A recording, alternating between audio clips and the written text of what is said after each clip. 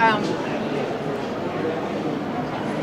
so you obviously famously called Obey an exercise in phenomenology. Can you just, in a nutshell, for those who aren't up on their philosophy, explain that? When I first started making the Andre the Giant Has a Posse stickers back in '89 and putting them around everywhere, I saw a variety of reactions that were very fascinating to me, and I decided to see if there was anything psychologically or philosophically that had ever been written about the idea of putting things in public space that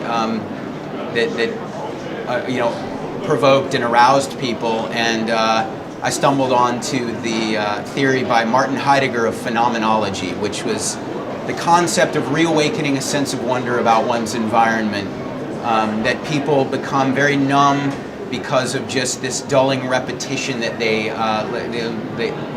repetitious way they live their lives, and that unique experiences give them renewed perspective.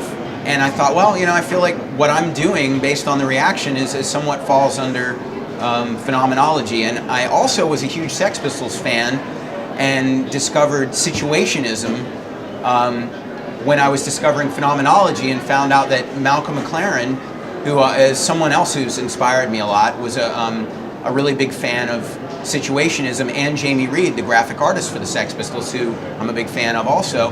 And situationism was similar to phenomenology in that these unique situations make people question things and give them a renewed perspective. And so things that I had completely different reference points for were actually somewhat tied together. And so I think that it's just ways of looking at things, I guess. But I feel like anything that gets people to question things has value, and that was the intent of my stickers almost from the very beginning. It started as a very happy accident, sort of inside joke, but I very quickly realized that there was power to getting people to question advertising, all propaganda they're inundated with.